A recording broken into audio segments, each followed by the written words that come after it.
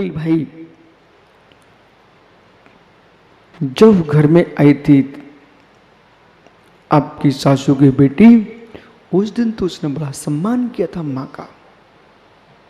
वो माँ ने भी बहू नहीं बोला था, बहू ने बोला था ओह मेरी बेटी खुश रहो। जब प्रथम दिन बहू आती है, वो पैर दबा रही हो, वो सासू सिर पे हाथ रख रही हो, वो वाला फोटो हर घर में खिंच जाना चाहिए। और किसी एक्टर की फोटो घर में नहीं टांगना, कोई सीनरी में टांगना। वो जब सासू ने सिर पे हाथ रखा था और बहू ने पैर दबाया था, वो वाली फोटो की तस्वीर बना करके घर में टांग देना चाहिए।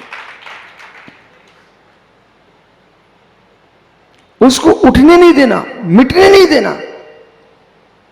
सासू के कच्छ में भी टांग के रखना और बहू के कच्छ में भी टांग के रखना। बोले क्यों?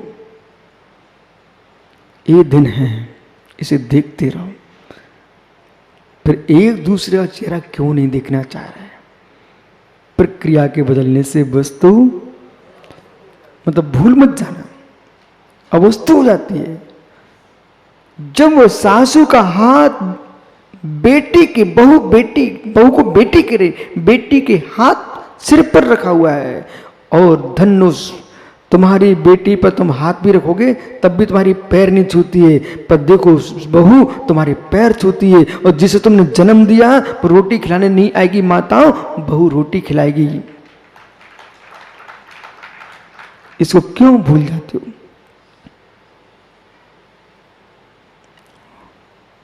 आम कच्चा है, आम कच्चा फेंक दो।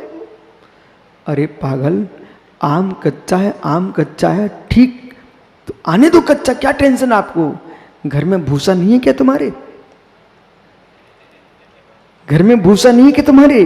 घर में गेहूं के बोरे नहीं क्या तुम्हारे? आम कच्चा रहने दो। आप तो आम को भूसे में डाल दो, गेहूं के बोरे में डाल दो, अपने आप गर्माहट आएगी, आम पक जाएगा। यदि कोई कुलच्छी भी आ जाए तो तुम्हारे पास तो लक्षण होना चाहिए, कच्चे आम को पकाने की क्षमता तुम्हारे पास है। तो मेरे मित्र, बहू को भी तुम अच्छा बनाने की क्षमता लाओ।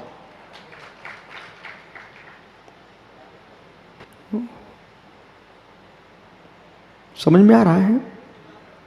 समझ में आ रहा है? मालूम आप क्या सुन रहे हो? आपको ऐसा लग रहा अच्छा श्री बहू और सासू की बात कर रहे हैं, मैं आपको आप तो मीमांसा पढ़ा रहा हूं, अष्टसहस्त्री पढ़ा रहा हूं। मित्र, आपको बोध होना चाहिए, प्रक्रिया के बदलने से वस्तु अवस्तु हो जाती है। और ये मित्र, आप तो मीमांसा अष्टसहस्त्री अष्टशती नहीं पढ़ा रहा हूं, आपको विश्व की व्यवस्था बता रहा हूं। यह विश्व की व्यवस्था।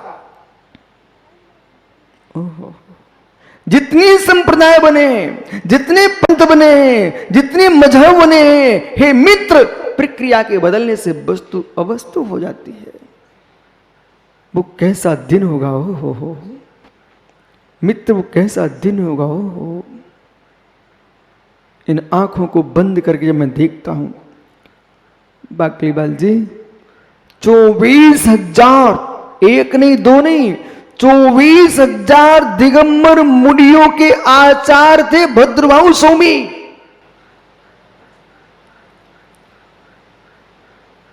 24,000 जब निकलते होंगे ओहो, तो मेरे मित्र सिटी की सिटी दिगंबर में होती होंगी। 24,000 मुर्दा थे, 24,000। प्रक्रिया के बदलने से वस्तु अवस्तु हो जाती है। हमारी अखंड समाज के दो भेद हो गए, दिगंबर और श्वेतांबर। कितनी विराट समाज थे। समय, देश, काल की परिस्थितियां। लेकिन मित्र, आप किसी दिगंबर को गैर मत कहना, किसी श्वेतांबर को गैर मत कहना। तुम सब एक ही मां के पुत्र हो, एक ही मां के पुत्र हो। मित्र, प्रक्रिया के बदलने से अवस्तु वस्तु अवस्तु हो जाती है। इतना भेद मत कर बैठना कि तुम एक दूसरे को अब देखना पसंद नहीं करो। घर के द्वारे पर आए स्वान को रोटी डाल सकते हो, पर एक दूसरे को तुम नहीं देख पा रहे हो, ये अच्छी बात नहीं है। मित्री भाव, जगत में मेरा, सब जीवों से ये मेरी भावना है कि मेरी भावना का पाठ है।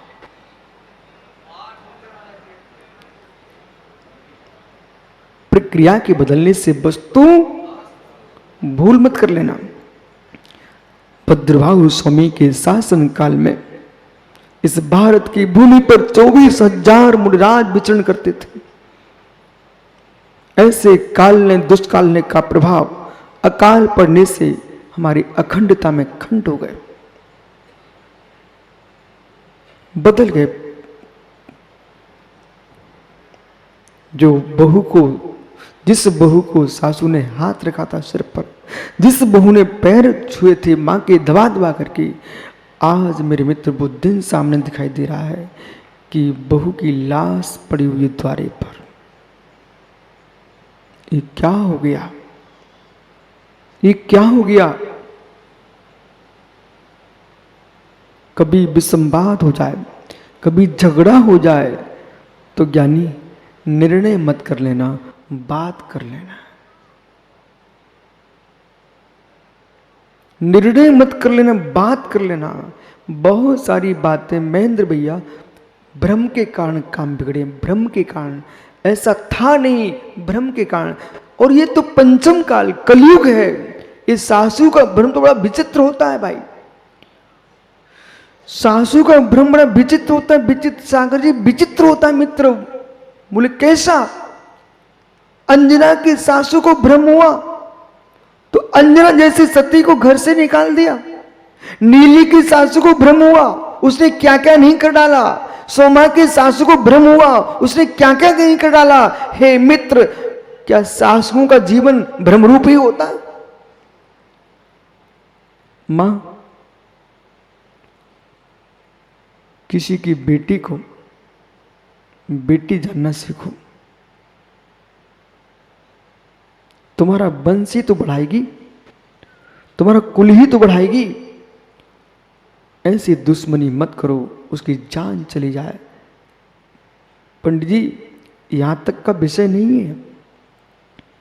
आप अपनी मन में सोच रहे हो मैं क्या सुन रहा हूं आज यहां पर। यदि इसे तुम सुन लिए होते ना, तो आज लाखों लाखों नारियां अग्नि की में आहूत न होती।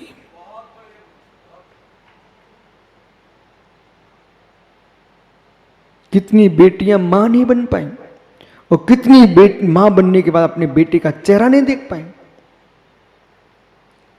भ्रम की ज्वाला ने खा लिया, भ्रम की ज्वाला ने खा लिया। आज इधर इतनी माता मंगलाचरण कर रही थी, ये किसी की बेटियां होंगी कि नहीं?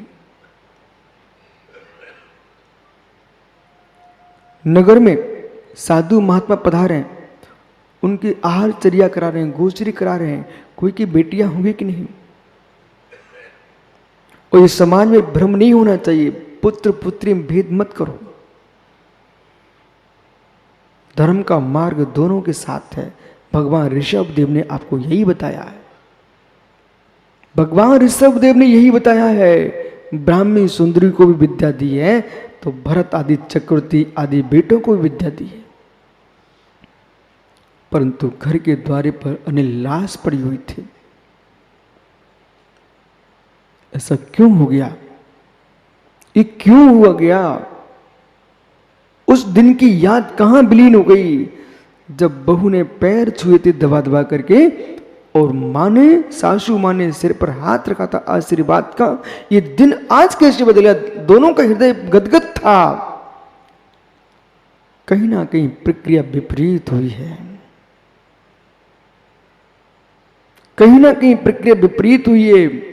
आपको अपनी समाज चलाना है। सुनो मैं क्या बोल रहा हूं, कोई आचार्य परमेष्ठी को अपना श्री संघ चलाना है, कोई गृहस्थ श्रावक को अपना गृहस्थी चलाना है, कोई समाज के नेता को अपनी समाज चलाना है, राष्ट्र के नेता को राष्ट्र चलाना है, धर्माचार्य को धर्म चलाना है, तो मेरे मित्र कान में फूंकने वालों की बातों पर विश्वास नहीं करना। जो कानों में कहने आते उनसे कहना मैं बहरा नहीं हुआ हूं, तुम दूर से बोलिए। जब भी कोई कानों में कुछ कहने आए आप तो स्पष्ट बोलना मैं बहरा नहीं हूं, मुझे सुनाई पड़ता है। कानों में जो कहने आता है वो स्वयं तो विशेष बनना चाहता है और शंका के घेरे में तुमको डालना चाहता है। ये नीतियां भी पढ़ना चाहिए, न्याय भी पढ़ना चाहिए, धर्म ज्ञान के साथ नीति का भी ज्ञान होना चाहिए। और संसार में अनिल भाई आपको मालूम तो अनिल कासरीवाल से पूछ लेना मित्र, आपकी सगी मां भी क्यों ना हो, एकांत में कान में कुछ कहना है बेटा तुम ठीक हो, तो मां से जोर से बोलना मां मेरा स्वास्थ्य ठीक है। इस शब्द को जोर से बोलना मां मेरा स्वास्थ्य ठीक है। नहीं तो जगत ये कहेगा देखो कैसा आदमी है, एक बूढ़ी मां के साथ कैसा व्यवहार कर रहा है, वो कानों में बात सुन रहा है। सगी मां भी क्यों ना हो तब भी आप जोर से बोले ना मां मेरा स्वास्थ्य ठीक है, तो लोगों को समझ में आना चाहिए ये इसकी मां है।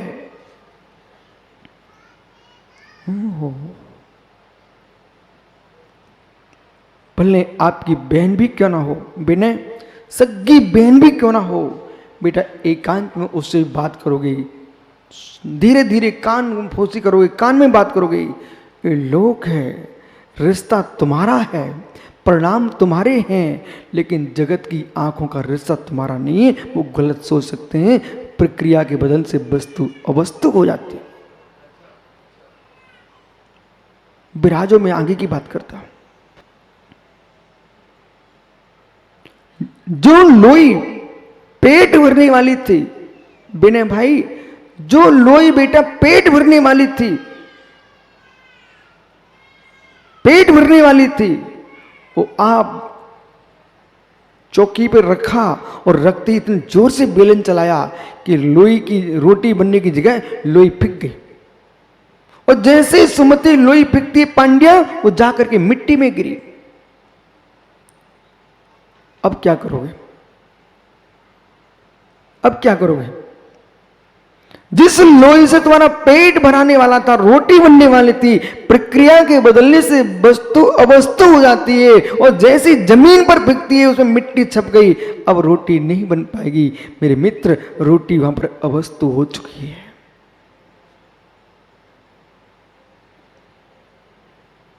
इसलिए प्रक्रिया का ध्यान रखना चाहिए। ओहो, एक जीव लाखों करोड़ों द्रव्य का परित्याग करके राज्य पद छोड़ करके एक साधु हो गया। और साधु होने के बाद मित्र जैसे लोई मिट्टी में गिरी तो अवस्तु हो गई, रोटी रूप में अवस्तु हो चुकी है। ऐसे साधु बनने के बाद भी और ग्रस्तों के नर नारियों के बीच में तुम अपनी राग में उलझ गए। हे मित्र, लाखों करोड़ों की संपत्ति छोड़ने के बाद भी तुम्हारी साधु अवस्था अवस्तु हो गई है, अवस्तु हो गई।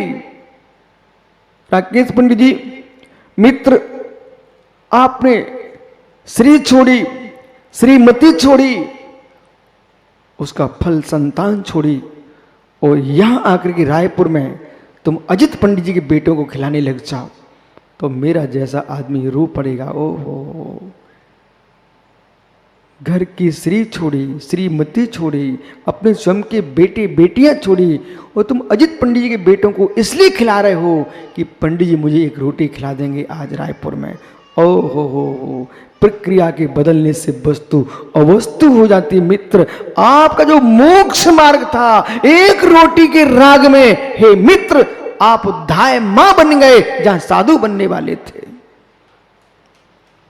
दूसरे के बच्चों को कौन खिलाता है? सुब्रत सागर जी, दूसरे के बच्चों को कौन खिलाता है मित्र? दूसरे के बच्चों को पालने वाली धाय मां होती है। दूसरे के बच्चों खिलाने वाली धाय मां होती, धाय मां।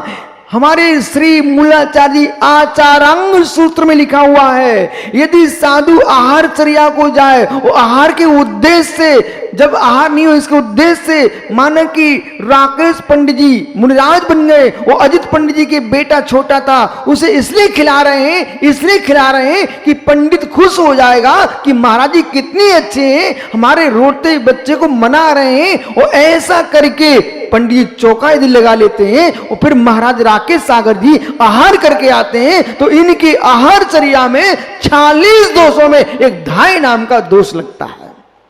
तुम्हारा ऐसे आज मालूम, सुबह कल शाम को रिमझिम रिमझिम रिमझिम रिमझिम बारिश हो रही थी। वो राजकुमार गंगवाल अपने घर के द्वार पर थाले लिए चरण पखाड़ रहा था। मित्र, पानी कहां से लाए? भैया आप प्रतिदिन चरण पखाड़ते हो, पानी कहां से लाते हो?